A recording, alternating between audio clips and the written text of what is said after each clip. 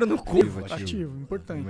É importante. Eu queria aproveitar para mandar o meu abraço para os meus colegas lá da Flox, da minha companhia, produtora digital, que estão morrendo de inveja. Que eu fiquei um mês, dia 25 estarei no Flow.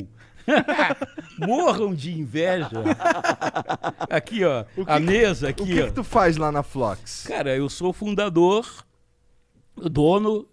Tá, tu é o Não, tem manda-chuva. acionistas. O manda-chuva mesmo é o Pedro Paulo Magalhães, que é meu sócio desde a época da Tabanet, Tabajara Networks. Caralho. A gente já mexia com streaming, cara, nos anos 90. Sério? Sério. A gente fechou a Tabajara Networks. Cara, tinha um andar em Ipanema. Era da caceta. Não tinha Globo.com. Quando a Globo abriu a Globo.com... Peraí, existia mesmo algo chamado Tabajara Networks?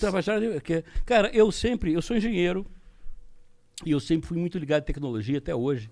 Eu sou tipo um Iberê que estudou, né? Então, Iberê, sou seu fã. Né? Não, mas assim, eu fiz engenharia, sempre fui ligado à tecnologia. Eu detestava computador. Eu mexia com computador mainframe, sabe? Esses Borrow 6700, computador do tamanho dessa casa. E eu falava, pô, essa merda só vai valer a pena quando for igual ao liquidificador, entendeu? Que você bota leite, bota banana... Qualquer um. Tá valendo a pena hoje. Eu sempre fui ligado. Eu fui o primeiro cara lá a usar laptop, a usar editor de texto. Eu sempre fui muito ligado em informática. O Hubert brincava, né, que os caras do Vale do Silício, eles ficam assim, essa merda aí que você está fazendo, para que serve? Para que serve eu não sei, mas o Marcelo Madureira vai comprar. Eu compro tudo que é gadget, sabe? Tudo que nego inventa. Cada vez você compra menos, né? Mas antigamente tinha muito gadget saindo. Eu sempre fui ligado em tecnologia. E quando veio a internet, quando veio o World Wide Web, eu já mexia com BBS. Quando a internet ainda era fumaça, né? Eu já mexia com isso há muito tempo. Não era tão amigável. Quando veio o World Wide Web, com o Netscape, eu falei, agora vai. Agora essa merda vai. Que era só mover o mouse e clicar nas coisinhas e pronto. As coisas eram bem mais fáceis. Visuais. Né? Porque as plataformas todas você tinha que conhecer bastante programação, minimamente linguagem, né, FTD, essas coisas para você poder interagir. Eu venho do Fortran, do COBOL, eu venho quando era cartão perfurado. Então eu sempre vim acompanhando isso e trabalhando. E quando veio a internet para o Brasil, eu já colei na Alternex, que era do Betinho, que foi a primeira empresa que fazia porta, né, de entrada. E aí o Pedro Paulo Magalhães, que é meu colega de escola de engenharia, ele fez o segundo, que era a ISM. E, cara, aí a gente fundou a Tabanet, primeiro ligado. Cara, nos anos 90, a gente já tinha 3 milhões de pessoas ligadas no site do Cacete Planeta. Sério? Caralho. Era uma coisa fantástica. E a gente já fazia streaming. E o que era a Tabanet na época? O que vocês faziam? A gente tinha cliente como Siderúrgica, a gente fazia muito site, fazia material audiovisual, fazia material... A gente começou assim, olha, a comunicação vai se dar através do digital. Caralho, isso lá na década de 90. Sim, isso 95, 96. Visionário, tinha 5 anos. Pois é, e para você ver, até hoje eu tô... Se a Globo não tivesse forçado para a gente fechar a Tabanet, hoje eu estava bilionário. Por que a Globo forçou? Cara, porque ela abriu a Globo.com e a Globo, a cultura da Globo tinha essa coisa, ela não admite ser concorrência. E ela usa a força dela para te pressionar. Tipo, porra, o Monarca é o seguinte, tu tem o teu programa aqui, agora se você não fechar aquela tua tabacaria lá, entendeu? Que eu vou abrir não vai ter contrato. Entendi. E aí você tem que peitar, entendeu? Porque na hora... Mas, enfim, a Caceta não era só eu, tive outras pessoas e tal, outras prioridades. Mas eu me arrependi muito. Tanto que, depois que acabou meu contrato, eu abri a Flox. Flox quer dizer, sabe o quê? É buceta em polonês. Da hora. Como eu fundei a Caceta, eu falei, bom, agora eu vou fundar a buceta. Pode crer, faz sentido. É yin e yang. É a fusão, a junção das coisas. Agora tudo tá conectado. Caralho, cara. Cara, tu é maluco, cara. Flox. Não, a palavra Flox, eu vou te explicar. Quem me ensinou foi o avô do Bussunda, que era um judeu polonês, Freund Besserman. Então, todo sábado, domingo, tinha lanche lá na casa do Bussunda, o pai, a mãe, os irmãos. Que eu era amigo dos irmãos do Bussunda, do Marcos e do Sérgio, mais velhos. O Bussunda era o menor. E o velho Freund ficava na cabeceira, baixinho, pequenininho, narigudo, assim, e sempre contava a mesma história. A primeira palavra que eu aprendi em português foi flocos. Que eu cheguei assim, sorvete de flocos, e caí na gargalhada, porque flox, na Polônia naquela época, é gíria de buceta. Aí eu só chupava flocos. E ele contava sempre besteira. Em homenagem a ele, a memória dele, ao Bussunda, eu falei, vai chamar Flox, Flocks. Aí é a minha empresa. De produção, é uma produtora. É uma produtora de conteúdo. Então, nós temos alguns canais, né? O Buenas Ideias com o Peninha, sobre a história do Brasil. Temos o canal do Bispo Arnaldo, que é um canal sobre a Igreja Evangélica Pica das Galáxias, que é Eu tô ligado. um canal de fé. Temos um canal de geopolítica. E vamos fazer agora um canal de geografia.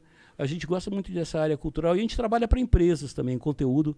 As empresas hoje, cada vez mais, têm que saber falar a língua do digital.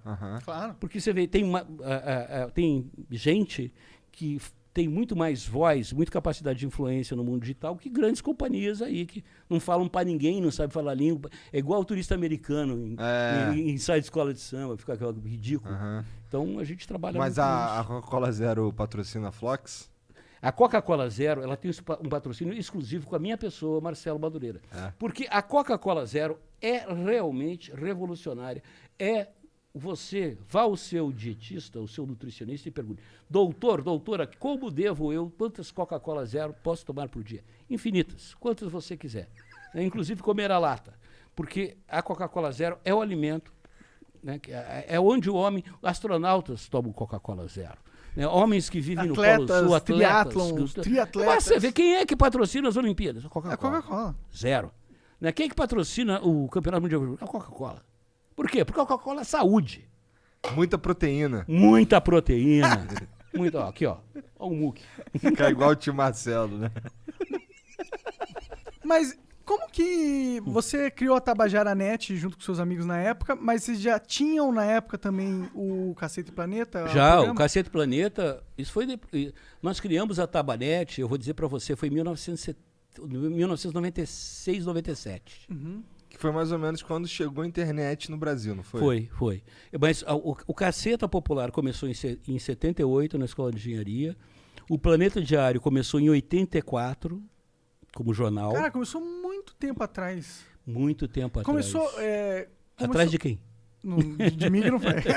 Não, muito eu não tempo. sabia que Cacete e Planeta era uma Era junção. fusão. A Caceta Popular começou na Escola de Engenharia. Aí a gente saiu da escola, né, se formou. O Hélio foi trabalhar numa empresa de engenharia chamada Promon.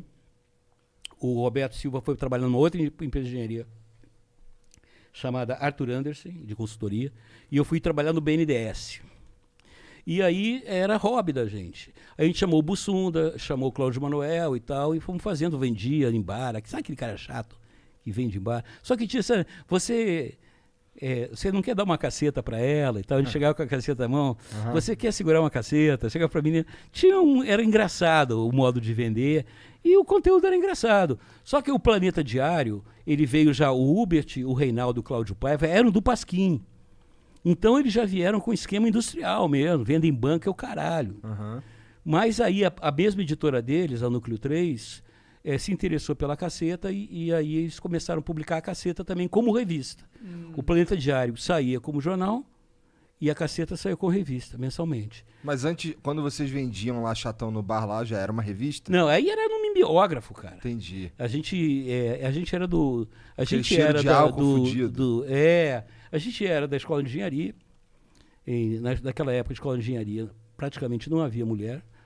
Havia, como eu dizia, indivíduos portadores do sexo feminino, mas mulher não era bem aquilo.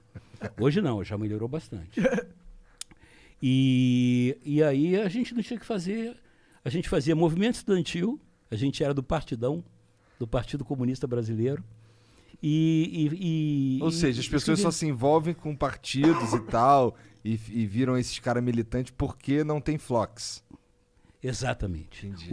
O que move o mundo É a Flox. não é a alavanca, é a buceta, cara. Eu concordo contigo. Cara, o que move o mundo, eu acho que é o sexo.